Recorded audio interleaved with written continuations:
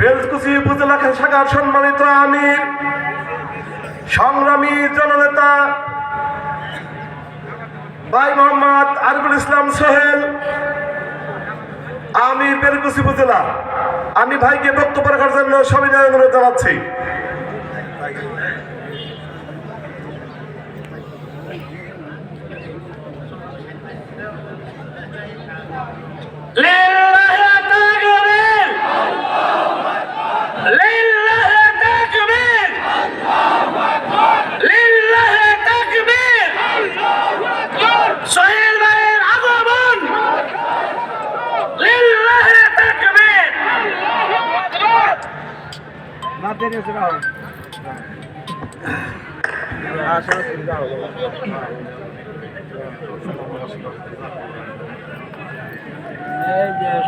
আলহামদুলিল্লাহ আলহামদুলিল্লাহি রাব্বিল আলামিন, প্রথমে একবারে দ্বিতীয় আসসালাতু ওয়াসসালামু আলা সাইয়্যিদিল মুরসালিন ওয়া আলা আলিহি ওয়া সাহবিহি আজমাইন।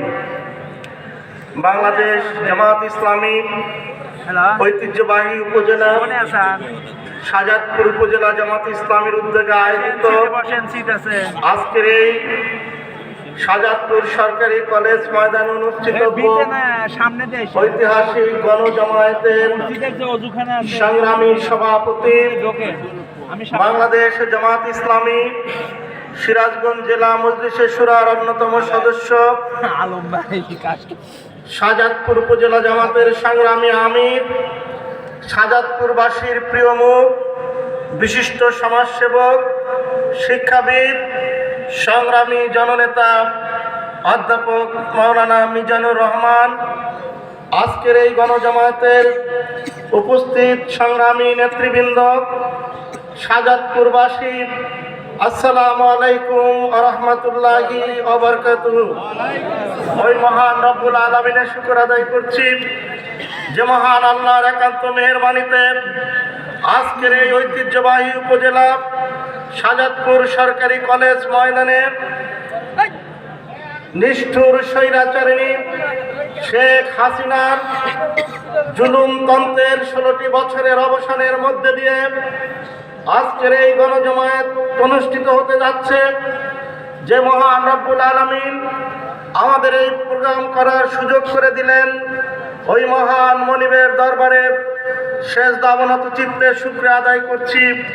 আলহামদুলিল্লাহ আলহামদুলিল্লাহ। দরুদ ও সালাম নির্যাতিত, নিপীড়িত, বঞ্চিত মানবতার একমাত্র মুক্তিকামী বন্ধু মরুদুলাল দুলালে আমিনা সরকারে দো আলম জনাবে মুহাম্মদুর রাসূলুল্লাহ সাল্লাল্লাহু আলাইহি সাল্লামের উপরে, যেই রাসূল এই পৃথিবীর ধারাপৃষ্ঠে আবির্ভূত হয়ে উষার মরুর ধূসর বুকে একটি কল্যাণকামী ইসলামী রাষ্ট্র ব্যবস্থা কায়েম করে মানবতার কল্যাণের জন্য যে দিক নির্দেশনা দিয়েছেন, একটি সফল ইসলামী বিপ্লবের জন্য যেই রাসূল তায়েফে রক্ত ঝরিয়েছেন, উহুদের ময়দানে দমদান শহীদ করেছেন, 23টা কিংবা 27টা যুদ্ধের কমান্ডার ইন চিফ হিসেবে প্রধান সেনাপতির দায়িত্ব পালন করেছেন, সপরিবারে শিবে আবু তালেব উপত্যকায়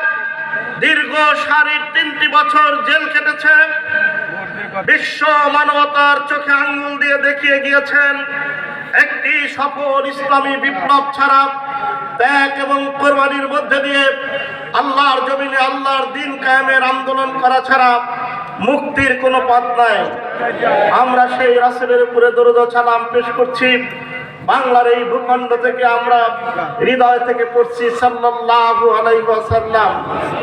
সংগ্রামী বন্ধুগণ, আপনাদের সামনে আপনাদের প্রিয় নেতা অধ্যাপক মাওলানা মিজানুর রহমান আগামী দিনে আমাদের এই উপজেলার কান্ডারি উদ্বোধনী বক্তব্য রেখেছেন। সম্মানিত নেতৃবৃন্দ বক্তব্য দিয়েছেন।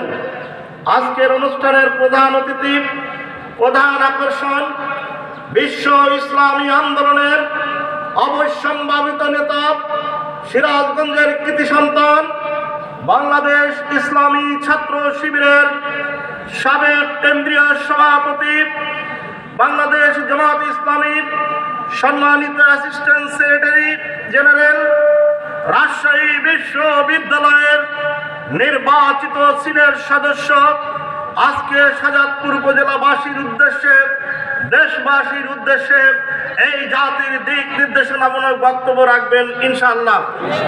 আমি সংক্ষিপ্তভাবে আপনাদের সামনে কয়েকটি কথা বলতে চাই। প্রিয় ভাইরা আমার এই প্রিয় মাতৃভূমি বাংলাদেশ 1971 সালে এক রক্তক্ষয়ী সংঘর্ষের মাধ্যমে আমার এই প্রিয় মাতৃভূমি বাংলাদেশ স্বাধীন হয়েছিল, ঠিক কিনা? কথা ছিল দেশের এই স্বাধীন মানুষগুলোর অন্ন, বস্ত্র, শিক্ষা, চিকিৎসা আর বাসস্থানের নিশ্চয়তা বিধান করা হবে। কিন্তু আমরা দেখেছি 71 থেকে 75 পর্যন্ত এই ফ্যাসিস্ট আওয়ামী সরকার ক্ষমতায় ছিল। মানুষের ভাগ্যের পরিবর্তনের জন্য শেখ মুজিবুর রহমান কোনো ভূমিকা রাখতে পারে নাই। বাংলাদেশকে তিনি তলাবিহীন ঝুড়িতে রূপান্তরিত করেছিলেন। বিশ্ববিখ্যাত সাংবাদিক হেনরি কিসিঞ্জার তার বইতে লিখেছেন, Bangladesh is bottomless basket. Bangladesh হচ্ছে একটি তলাবিহীন ঝুড়ি। আমরা লক্ষ্য করেছি, আমরা ইতিহাস পড়েছি, শেখ মুজিবের দুঃশাসনে এই জাতি অদিষ্ট হয়েছিল। অন্ন, বস্ত্র তো দূরের কথা, 5টি মৌলিক চাহিদা পূরণ তো দূরের কথা, শেখ মুজিবুর রহমান স্বাধীন বাংলাদেশে মানুষকে অন্নের ব্যবস্থা করে দিতে পারে নাই। মানুষ কচু ঘেঁচু খেয়ে তাদের পেটের ক্ষুধা নিবারণ করেছে, ঠিক কিনা? আমরা ইতিহাস পড়েছি, 71-এ আমাদের জন্ম হয় নাই। ইতিহাস আজও সাক্ষ্য বহন করছে। 1 কেজি আটা কিনে সেদিন মানুষ নির্দ্বিধায়, নিঃসংকোচে, অবলীলাক্রমে স্বাধীনভাবে 1 কেজি আটা নিয়ে সেদিন তারা বাড়িতে ফিরতে পারে নাই। পথের ভিতরে আটা ছিনতাই হয়ে গিয়েছে। সংগ্রামী ভাইরা আমার, শিল্পাচার্য জয়নুল আবেদিন তার রংতুলির ক্যানভাসে তিনি দেখিয়েছেন সেদিন মানুষ না খেয়ে খেয়ে বুকানাঙা মানুষগুলো তিলে তিলে সেদিন মৃত্যুবরণ করেছে। 74-এর দুর্ভিক্ষ শেখ মুজিবুর রহমানের 71 থেকে 75-এর ভিতরে 74-এর দুর্ভিক্ষ এই জাতিকে উপহার দিয়েছে। বস্ত্রের দিকে যদি আমরা